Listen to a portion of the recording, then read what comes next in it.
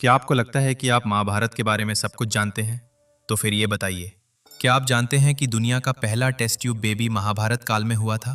क्या आप जानते हैं कि गंगा माता ने अपने 7 नवजात बच्चों को अपने हाथों से क्यों मार दिया था? क्या आप जानते हैं कि एक माता ने अपने बेटे से कहा था कि वो अपने मृत पिता का मस्तिष्क खाए? क्या आप जानते हैं कि स्वयं भगवान कृष्ण ने किसी पुरुष से विवाह क्यों किया था? अगर इनमें से किसी भी सवाल का जवाब आप नहीं जानते, तो मैं गारंटी देता हूं, आज के बाद आप कभी नहीं कहेंगे कि आप महाभारत को जानते हैं। ये 5 कहानियां इतनी अविश्वसनीय हैं कि आधुनिक विज्ञान भी इन्हें समझ नहीं पाया है। 99% लोगों को इनका सच नहीं पता। कई धर्म गुरु भी इन्हें छुपाते हैं। लेकिन चेतावनी, ये वीडियो हर किसी के बस की बात नहीं है। अगर आप मानसिक रूप से तैयार नहीं हैं, तो अभी बंद कर दें, क्योंकि अगले 20 मिनट में मैं आपकी महाभारत की पूरी समझ को हिलाकर रख दूंगा। आपकी हिम्मत है इस सफर पर मेरे साथ चलने की?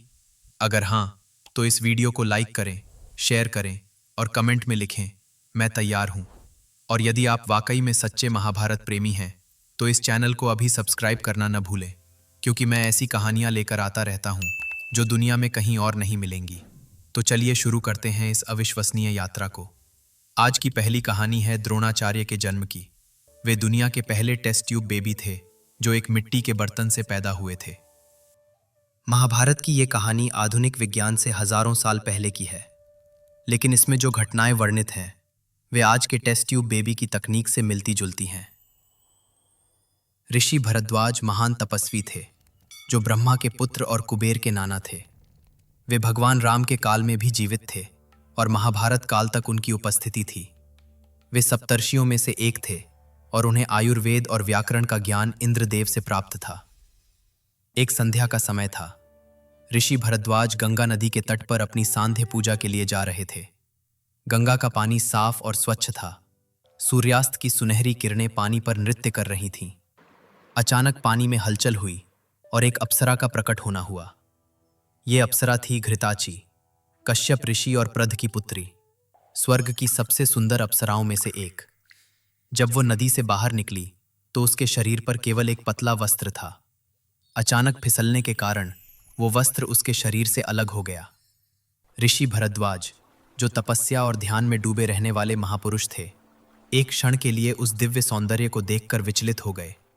उस अनायास स्थिति में उनका वीर्य स्खलित हो गया, लेकिन एक महान तपस्वी होने के नाते उन्होंने तुरंत अपनी स्थिति को संभाला। ऋषि भरद्वाज ने समझा कि ये कोई सामान्य घटना नहीं है। उन्होंने बड़ी सावधानी से उस वीर्य को एक मिट्टी के बर्तन में एकत्रित किया। ये बर्तन द्रोण कहलाता था। उन्होंने इस द्रोण को अपने आश्रम में एक अंधेरे और पवित्र स्थान पर रख दिया।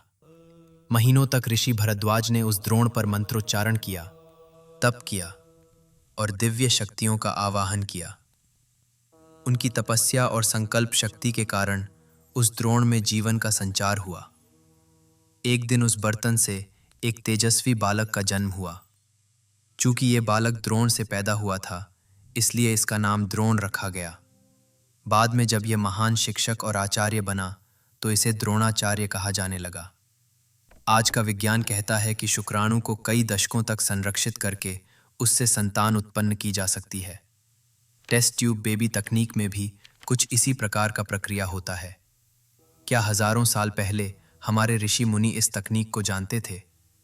द्रोणाचार्य ने बाद में परशुराम से सभी दिव्यास्त्रों की शिक्षा प्राप्त की और पांडवों कौरवों के गुरु बने। लेकिन उनका जन्म ही इतना अद्भुत था कि इसे आधुनिक विज्ञान की पहली सफलता कहा जा सकता है। ये कहानी हमें सिखाती है कि प्राचीन भारत में विज्ञान और आध्यात्म का अनोखा मेल था। जो तकनीकें आज हम आधुनिक मानते हैं, शायद वे हजारों साल पहले से मौजूद थीं। दूसरी कहानी, गंगा माता और 8 वसुओं का शाप। ये कहानी है एक माता की, जिसने अपने 7 नवजात बच्चों को अपने ही हाथों से मार दिया था। सुनने में ये क्रूर लगता है, लेकिन इसके पीछे दिव्य न्याय और करुणा का गहरा संदेश छुपा हुआ है। 8 वसु थे: अनल, अनिल, सोम, आहास, धरा, ध्रुव, प्रत्यूषा और प्रभास। ये 8 प्रकृति के मूलभूत तत्वों के देवता थे: अग्नि, वायु, चंद्रमा, आकाश, पृथ्वी, ध्रुव तारा, उषाकाल और नक्षत्र। स्वर्ग में इनका विशेष सम्मान था। एक बार ये आठों वसु अपनी पत्नियों के साथ पृथ्वी पर भ्रमण कर रहे थे। वे एक सुंदर वन से गुजर रहे थे जहां ऋषि वशिष्ठ का आश्रम था। प्रभास वसु की पत्नी का नाम था और वो बहुत सुंदर और इच्छुक स्वभाव की थी। उस आश्रम में एक अद्भुत गाय थी, कामधेनु नाम से प्रसिद्ध। ये गाय किसी साधारण गाय की तरह नहीं थी, बल्कि एक दिव्य गाय थी जो मनुष्य की हर इच्छा पूरी कर सकती थी। इसके दूध में अमृत के समान गुण थे और ये ऋषि वशिष्ठ की तपस्या का आधार थी। प्रभास की पत्नी जब उस गाय को देखा तो वो मोहित हो गई। उसने अपने पति से कहा, प्रिय, मैं इस दिव्य गाय को चाहती हूं, आप इसे मेरे लिए ले आइए। प्रभास ने समझाया कि ये एक ब्राह्मण ऋषि की गाय है और इसे लेना पाप होगा, लेकिन उसकी पत्नी अड़ी रही। अंततः पत्नी के आग्रह से प्रभास वसु ने अपने 7 भाइयों की मदद से कामधेनु गाय को चुरा लिया। लेकिन जब ऋषि वशिष्ठ वापस आए और उन्हें पता चला कि उनकी गाय चोरी हो गई है, तो उन्होंने अपनी दिव्य दृष्टि से सब कुछ देख लिया। क्रोधित होकर ऋषि वशिष्ठ ने 8 वसुओं को शाप दिया, तुम सभी ने मिलकर मेरी गाय चुराई है, इसलिए तुम सभी को मृत्यु लोक में मनुष्य बनकर जन्म लेना पड़ेगा और मानवीय कष्टों को भोगना होगा। 8 वसु ऋषि वशिष्ठ के पास गए और क्षमा मांगी। उन्होंने कहा कि यह सब प्रभास की पत्नी की जिद के कारण हुआ है। ऋषि वशिष्ठ का हृदय कुछ नरम हुआ और उन्होंने शाप में संशोधन किया। 7 वसुओं को जन्म के तुरंत बाद मुक्ति मिल जाएगी, लेकिन प्रभास को पूरा मानवीय जीवन जीना होगा। वो निस्संतान रहेगा और अंत में किसी स्त्री के हाथों मारा जाएगा। 8 वसुओं ने गंगा माता से प्रार्थना की कि वे उन्हें अपने गर्भ में धारण करें और जन्म के तुरंत बाद अपने जल में विलीन करके मुक्ति दिला दें। गंगा माता ने उनकी बात मान ली। इधर राजा शांतनु, जो एक धर्मी और तपस्वी राजा थे, गंगा के तट पर तपस्या कर रहे थे। गंगा माता ने उनसे विवाह का प्रस्ताव रखा, लेकिन एक शर्त के साथ, आप कभी भी मेरे किसी कार्य पर प्रश्न नहीं उठाएंगे। जिस दिन आपने प्रश्न किया उसी दिन मैं आपको छोड़कर चली जाऊंगी। शांतनु ने यह शर्त मान ली। विवाह के बाद गंगा माता को एक एक करके 8 पुत्र हुए। पहले 7 पुत्रों को उन्होंने जन्म के तुरंत बाद नदी में डुबो दिया। शांतनु का हृदय टूटता रहा, लेकिन वे अपनी प्रतिज्ञा के कारण कुछ नहीं कह सकते थे। जब 8वां पुत्र हुआ और गंगा माता उसे भी नदी में ले जाने लगी, तो शांतनु से रहा नहीं गया। उन्होंने पूछा, तुम ऐसा क्यों कर रही हो? गंगा माता ने कहा, आपने अपनी प्रतिज्ञा तोड़ दी। अब मैं सच्चाई बताकर जा रही हूं। ये सभी बच्चे 8 वसु थे जो शाप के कारण मनुष्य बने थे। मैंने पहले 7 को मुक्ति दिलाई है। ये 8वां पुत्र प्रभास वसु है, जिसे पूर्ण मानवीय जीवन जीना है। इसका नाम देवव्रत होगा और ये भीष्म के नाम से प्रसिद्ध होगा। गंगा माता देवव्रत को लेकर चली गईं और उसे सर्वोत्तम शिक्षा दिलवाई। 32 साल बाद वे उसे शांतनु के पास वापस ले आईं। यही देवव्रत आगे चलकर भीष्म पितामह बना।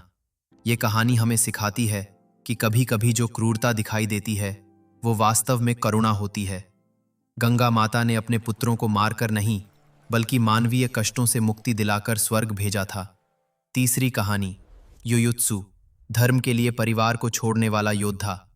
ये कहानी है उस व्यक्ति की जिसने सिखाया कि धर्म हमेशा पारिवारिक रिश्तों से बड़ा होता है। युयुत्सु, एकमात्र कौरव जो पांडवों के साथ लड़ा और जीवित बचा। बहुत कम लोग जानते हैं कि धृतराष्ट्र के 100 पुत्र नहीं, बल्कि 101 पुत्र थे। गांधारी से 100 पुत्र और 1 पुत्री दुशाला और 1 दासी से 1 पुत्र युयुत्सु। जब गांधारी 2 साल तक गर्भवती रहने के बाद भी कोई संतान पैदा नहीं कर पाई और इधर कुंती ने युधिष्ठिर को जन्म दे दिया, तो धृतराष्ट्र घबरा गए। वे चाहते थे कि पांडु से पहले उनका कोई पुत्र हो जो राजगद्दी का हकदार बने। इसी चिंता में धृतराष्ट्र ने गांधारी की दासी सौवली, जिसे सुगधा भी कहते हैं, के साथ संबंध बनाए। सौवली एक वैश्य कुल की थी और गांधारी की सेवा करती थी। उससे युयुत्सु का जन्म हुआ। युयुत्सु शब्द का अर्थ है युद्ध की इच्छा रखने वाला या लड़ने के लिए उत्सुक। ये नाम बिल्कुल सही था, क्योंकि युयुत्सु का पूरा जीवन धर्म के लिए संघर्ष में बीता। युयुत्सु का जन्म दुर्योधन के ठीक बाद हुआ था, इसलिए वो उम्र में दूसरा सबसे बड़ा कौरव था। लेकिन दासी पुत्र होने के कारण उसे कभी वो सम्मान नहीं मिला जो दुर्योधन और अन्य भाइयों को मिलता था। बचपन से ही युयुत्सु अलग था। जहां उसके 100 भाई दुर्योधन के नेतृत्व में पांडवों के विरुद्ध षड्यंत्र करते रहते थे, वहीं युयुत्सु पांडवों से मित्रता रखता था। विशेष रूप से भीम उसका अच्छा दोस्त था। सबसे महत्वपूर्ण घटना तब हुई जब दुर्योधन ने भीम को जहर देने की योजना बनाई। युयुत्सु को इस बारे में पता चला और उसने तुरंत भीम को चेतावनी दे दी, जिससे भीम की जान बच गई। ये घटना दिखाती है कि युयुत्सु में धर्म की भावना कितनी प्रबल थी। द्रौपदी के चीरहरण के समय भी युयुत्सु ने विकर्ण के साथ मिलकर इस अधर्म का विरोध किया था। उसने कहा था कि एक स्त्री का इस प्रकार अपमान करना महापाप है। युद्ध से पहले धृतराष्ट्र ने युयुत्सु को वारणावत का उपराज्यपाल बनाया था। जब शत्रु राजाओं ने वारणावत पर आक्रमण किया तो युयुत्सु ने अकेले 6 महीने तक राज्य की रक्षा की, बिना किसी सहायता के। कुरुक्षेत्र युद्ध शुरू होने से पहले युधिष्ठिर ने घोषणा की कि कोई भी योद्धा चाहे तो पक्ष बदल सकता है। इस घोषणा पर युयुत्सु खड़ा हुआ और कहा, मैं कौरवों का पक्ष छोड़कर पांडवों के साथ लड़ूंगा। दुर्योधन को बहुत गुस्सा आया, लेकिन भीष्म ने उसे रोक दिया। युयुत्सु ने कहा, भाइयों, मैं अधर्म का साथ नहीं दे सकता। जो सही है उसका साथ देना ही मेरा कर्तव्य है। 18 दिन के भीषण युद्ध के बाद सिर्फ 11 लोग जीवित बचे और उनमें युयुत्सु भी था। वो एकमात्र कौरव था जो बचा था। युद्ध के बाद जब पांडवों ने वानप्रस्थ लिया तो युधिष्ठिर ने हस्तिनापुर की जिम्मेदारी युयुत्सु को सौंपी। परीक्षित को राजा बनाया गया, लेकिन राज्य की देखभाल युयुत्सु करता था। लेकिन यह आसान नहीं था। लोग उसे गद्दार कहते थे, भाई का हत्यारा कहते थे। लेकिन युयुत्सु जानता था कि उसने जो किया वो सही था। धृतराष्ट्र के मरने पर उनकी अंत्येष्टि युयुत्सु ने ही की, क्योंकि बाकी सभी पुत्र मर चुके थे। यह दिखाता है कि दासी पुत्र भी पिता की मुक्ति का कारण बन सकता है। युयुत्सु की कहानी हमें सिखाती है कि धर्म और अधर्म के बीच चुनाव करते समय पारिवारिक रिश्ते बाधक नहीं होने चाहिए। सही के लिए खड़ा होना, चाहे पूरी दुनिया विरोध में हो, यही सच्चा धर्म है। चौथी कहानी, सहदेव। पिता का मस्तिष्क खाकर त्रिकालदर्शी बनने का श्राप। यह कहानी सुनने में अत्यंत विचित्र लगती है, लेकिन इसमें गहरे ज्ञान और त्याग का संदेश छुपा हुआ है। सहदेव 5 पांडवों में सबसे छोटे, लेकिन सबसे ज्ञानी। राजा पांडु को ऋषि किंदम का शाप था कि यदि वे कभी अपनी पत्नियों के साथ संभोग करेंगे तो तुरंत मृत्यु हो जाएगी। इसी कारण पांडु ने वर्षों तक संयम का पालन किया। लेकिन एक दिन जब पांडु ने अपनी पत्नी मद्री के सौंदर्य को देखा तो वे काम वासना से अभिभूत हो गए। उन्होंने मद्री को आलिंगन किया और तुरंत शाप के कारण उनकी मृत्यु हो गई। मृत्यु से पहले पांडु ने अपने 5 पुत्रों को बुलाया और एक अजीब सी बात कही, पुत्रों, मेरी मृत्यु के बाद तुम सब मेरे मस्तिष्क को खाना, इससे तुम्हें मेरा सारा ज्ञान प्राप्त हो जाएगा। ये सुनकर सभी पुत्र हैरान हो गए। युधिष्ठिर, भीम, अर्जुन और नकुल सभी ने इनकार कर दिया। उन्होंने कहा कि यह घृणित कार्य है और वे ऐसा नहीं कर सकते। लेकिन सहदेव, जो सबसे छोटे थे, आगे बढ़े और कहा, पिताजी, अगर यही आपकी इच्छा है तो मैं इसे पूरा करूंगा। सहदेव ने अपने पिता के मस्तिष्क को 3 भागों में बांटा। पहला टुकड़ा खाने पर सहदेव को अतीत की सारी घटनाओं का ज्ञान हो गया। वे जान गए कि पहले क्या क्या हुआ था, किसने क्या किया था, कौन से कर्मों का क्या फल मिला था। दूसरा टुकड़ा खाने पर उन्हें वर्तमान की सारी घटनाओं का ज्ञान हो गया। वे देख सकते थे कि इस समय कहाँ क्या हो रहा है, कौन क्या सोच रहा है, कौन सी योजनाएं बनाई जा रही हैं। तीसरा टुकड़ा खाने पर सहदेव को भविष्य की सारी घटनाओं का ज्ञान हो गया। वे जान गए कि आगे क्या होने वाला है, महाभारत का युद्ध कैसे होगा, कौन जीतेगा, कौन मारा जाएगा। लेकिन इस ज्ञान के साथ एक भयानक अभिशाप भी जुड़ा था।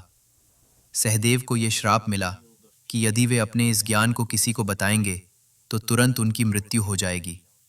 इसी कारण सहदेव हमेशा मौन रहते थे। वे जानते थे कि महाभारत का युद्ध होगा। वे जानते थे कि अभिमन्यु मारा जाएगा। वे जानते थे कि कर्ण की मृत्यु कैसे होगी, लेकिन वे कुछ नहीं कह सकते थे। कुछ कथाओं में यह भी वर्णन है कि जब कृष्ण वहां पहुंचे तो उन्होंने देखा कि चींटियां पांडु के शरीर के छोटे छोटे टुकड़े ले जा रही थीं। कृष्ण ने भी कुछ टुकड़े खाए। जब सहदेव ने यह देखा तो उन्होंने भी चुपके से कुछ टुकड़े खा लिए। एक और मान्यता है कि सहदेव ने पांडु की एक अंगुली खाई थी, जिससे उन्हें यह ज्ञान प्राप्त हुआ। सहदेव ज्योतिष शास्त्र के भी महान ज्ञाता थे। वे भविष्य की घटनाओं को देख सकते थे, लेकिन बता नहीं सकते थे। यही उनकी सबसे बड़ी त्रासदी थी। वे सब कुछ जानते थे, लेकिन किसी की मदद नहीं कर सकते थे। ये कहानी हमें सिखाती है कि ज्ञान एक वरदान भी है और अभिशाप भी। कभी कभी सब कुछ जानना भी एक बोझ हो जाता है, खासकर जब आप उस ज्ञान का उपयोग भलाई के लिए नहीं कर सकते। 5वीं कहानी, इरावन और कृष्ण का विवाह, प्रेम की अनोखी गाथा। ये कहानी है त्याग, प्रेम और करुणा की। ये दिखाती है कि कृष्ण कैसे अपने भक्त की अंतिम इच्छा पूरी करने के लिए स्त्री रूप धारण करके विवाह तक कर गए। इरावन अर्जुन और नाग कन्या उलूपी का पुत्र था। जब अर्जुन 12 साल के वनवास पर थे, तब उनकी मुलाकात उलूपी से हुई थी। उलूपी एक नाग राजकुमारी थी और उसे अर्जुन से प्रेम हो गया था। दोनों का विवाह हुआ और इरावन का जन्म हुआ। इरावन में अपने पिता अर्जुन के 32 विशेष गुण थे, जो एक महान योद्धा के लक्षण माने जाते थे। वह अत्यंत वीर, सुंदर और गुणवान था। कुरुक्षेत्र युद्ध से पहले कृष्ण को एहसास हुआ कि कौरवों की सेना बहुत शक्तिशाली है। पांडवों की जीत के लिए देवी काली की कृपा आवश्यक थी, लेकिन काली माता किसी भी बलि को स्वीकार नहीं करती थी। देवी काली ने शर्त रखी कि उन्हें ऐसे व्यक्ति की बलि चाहिए जिसमें 32 विशेष लक्षण हों। पूरे संसार में केवल 3 व्यक्तियों में ये लक्षण थे, कृष्ण, अर्जुन और इरावन। कृष्ण और अर्जुन की बलि नहीं हो सकती थी क्योंकि वे युद्ध लड़ने वाले थे, इसलिए इरावन को बलि देनी पड़ी। जब कृष्ण ने इरावन से बलि की बात कही तो इरावन ने तुरंत हाँ कह दी, लेकिन उसने 2 शर्तें रखीं। पहली शर्त, मैं अविवाहित नहीं मरना चाहता। मेरी इच्छा है कि मरने से पहले मैं वैवाहिक जीवन का सुख भोगूं। दूसरी शर्त, मैं युद्ध भूमि में वीर गति प्राप्त करना चाहता हूं, न कि बलि के रूप में। कृष्ण ने दोनों शर्तें मान ली, लेकिन समस्या ये थी कि कोई भी स्त्री ऐसे व्यक्ति से विवाह नहीं करना चाहती थी जिसकी अगले दिन मृत्यु हो जानी थी। तब कृष्ण ने एक अद्भुत निर्णय लिया। उन्होंने अपना मोहिनी रूप धारण किया, जो स्त्री रूप था, और इरावन से विवाह कर लिया। एक पूरा दिन इरावन और मोहिनी कृष्ण ने पति पत्नी के रूप में बिताया। अगले दिन इरावन ने अपना बलिदान दे दिया। उसने अपने शरीर को 32 टुकड़ों में काटा और देवी काली को अर्पित कर दिया। प्रसन्न होकर देवी काली ने पांडवों को विजय का आशीर्वाद दिया। लेकिन कहानी यहीं समाप्त नहीं होती।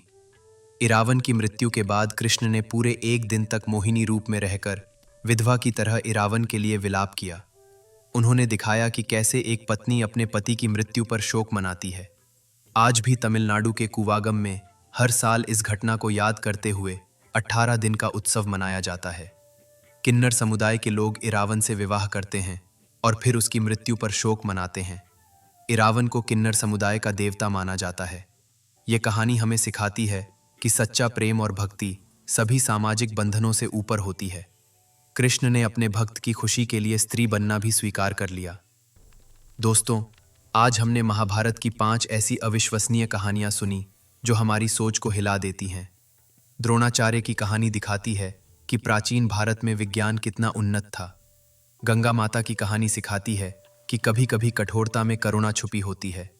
योयुत्सु की कहानी बताती है कि धर्म के लिए पारिवारिक बंधन भी तोड़ने पड़ सकते हैं। सहदेव की कहानी हमें यह सिखाती है कि ज्ञान एक वरदान भी है और श्राप भी। कभी कभी सब कुछ जानना भी बोझ बन जाता है। इरावन की कहानी दिखाती है कि सच्चा प्रेम सभी सामाजिक मर्यादाओं से ऊपर होता है। महाभारत केवल युद्ध की कहानी नहीं है, ये मानवीय भावनाओं, दैवीय शक्तियों और नैतिक मूल्यों का अनंत भंडार है। इसमें ऐसे चरित्र हैं जो आज भी हमें प्रेरणा देते हैं और सिखाते हैं कि जीवन में सबसे महत्वपूर्ण क्या है। याद रखिए, यद इहास्ति तदन्यत्र यन्ने हास्ति न तत्क्वचित। जो यहाँ है वो कहीं और भी है, जो यहाँ नहीं है वो कहीं और भी नहीं है। धन्यवाद। जय श्री कृष्ण।